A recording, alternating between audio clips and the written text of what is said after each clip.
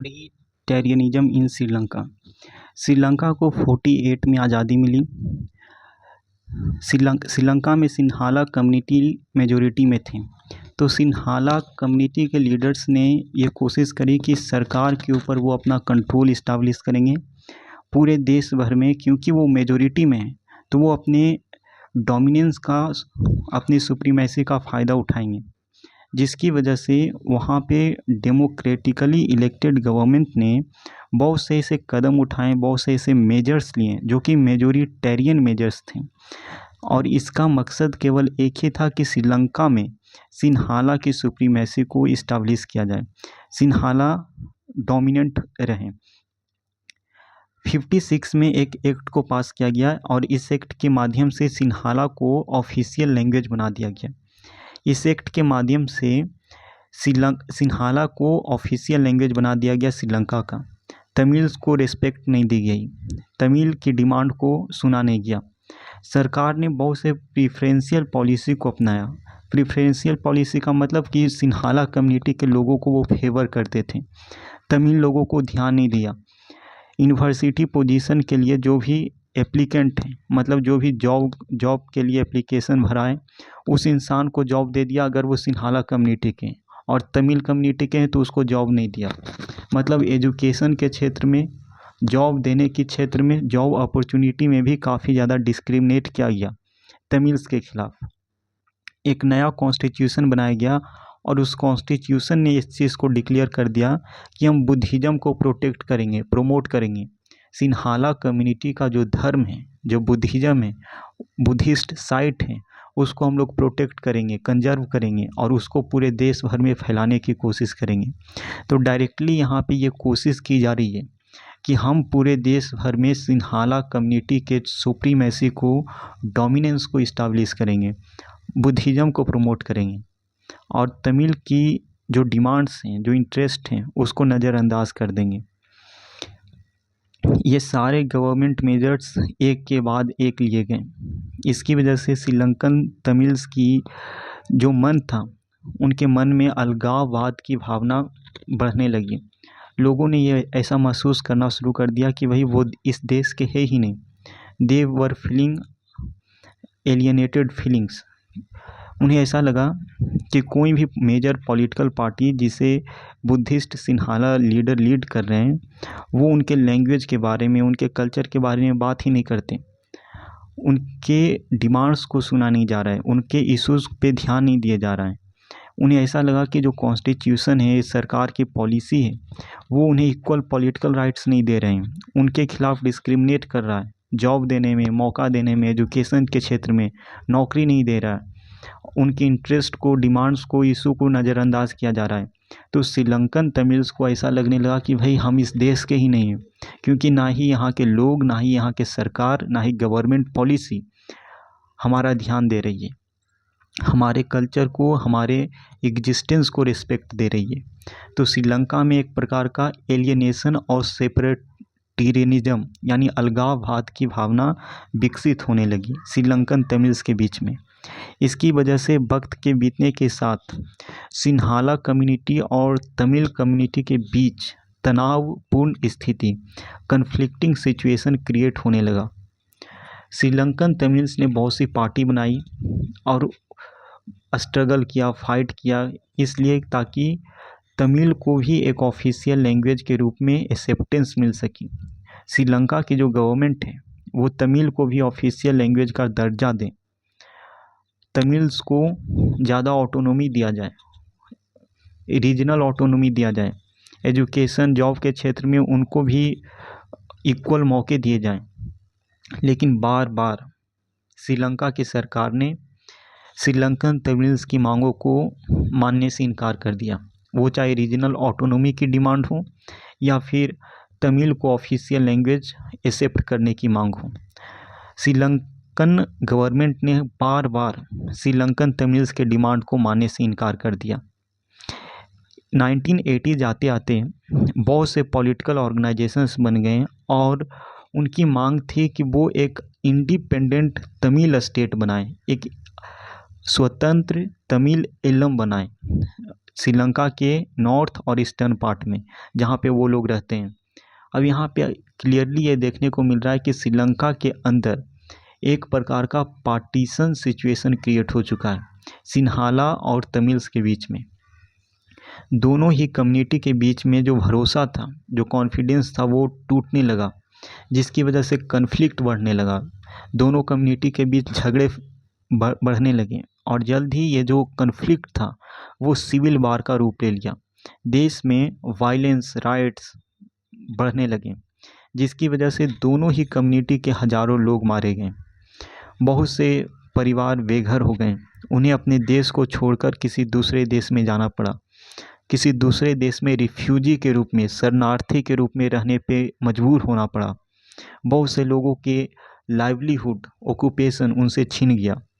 हमने पढ़ा था कि श्रीलंका का जो ह्यूमन डेवलपमेंट रिपोर्ट में परफॉर्मेंस था वो काफ़ी अच्छा था, लेकिन सिविल वार की वजह से ये जो सिचुएशन क्रिएट हुआ 1980s के दौरान, 1990s के दौरान श्रीलंका में, उसकी वजह से श्रीलंका के सोशल, कल्चरल, इकोनॉमिक लाइफ को काफ़ी बड़ा झटका लगा, काफ़ी सेटबैक लगा।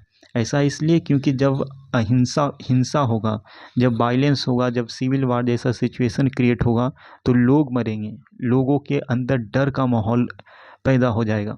एंड दैट्स द रीज़न कि श्रीलंका में प्रॉब्लम्स काफ़ी ज़्यादा बढ़ गई, क्योंकि वहाँ पे जो लीडर थे वो लीडर माइनॉरिटी के इंटरेस्ट को, डिमांड को, इशू को समझ नहीं रहे थे।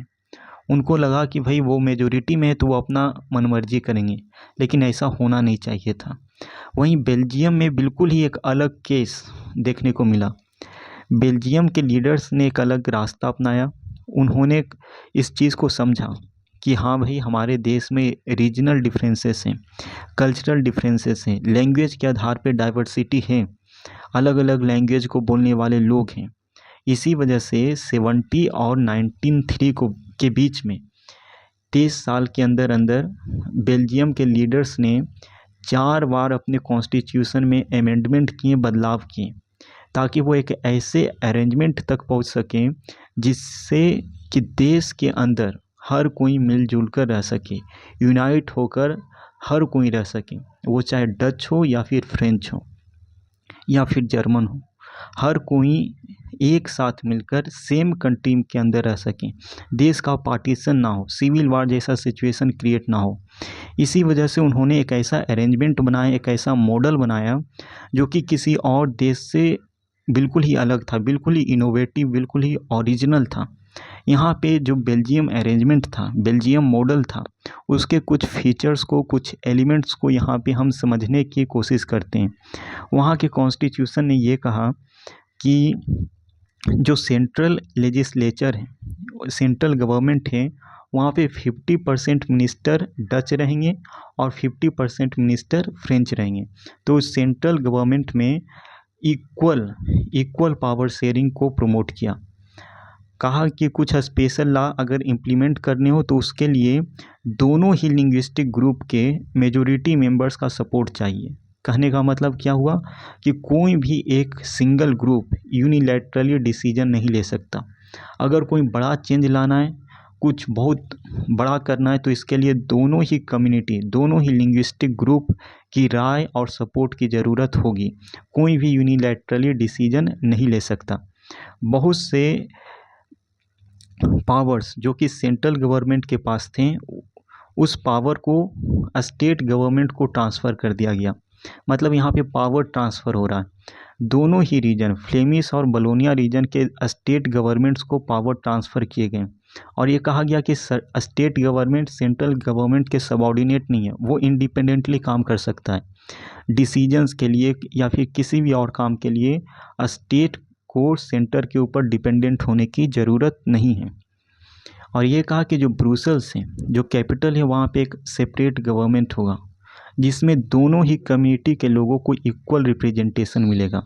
जैसे देश में था कि 50% डच होंगे और 50% फ्रेंच मिनिस्टर होंगे, वैसे ही ब्रुसेल्स में 50% डच होंगे और 50% फ्रेंच होंगे। बेल्जियम में लोगों ने इस चीज़ को इसलिए एक्सेप्ट कर लिया क्योंकि जो देश भर में डच स्पीकिंग कम्युनिटी थी उसने इक्वल रिप्रेजेंटेशन को एक्सेप्ट कर लिया। डच जो कि देश भर में मेजोरिटी में थे लेकिन ब्रुसेल्स में माइनॉरिटी में थे, तो डच ने एक्सेप्ट किया कि भाई हम सेंट्रल गवर्नमेंट में 50% रिप्रेजेंटेशन फ्रेंच को देने को तैयार हैं। तो ब्रुसेल्स में भी फ्रेंच वालों ने इस चीज़ को एक्सेप्ट कर लिया। तो यहाँ पे दोनों के बीच में, फ्रेंच और डच के बीच में एक एग्रीमेंट बना, एक पीसफुल सिचुएशन क्रिएट हुआ।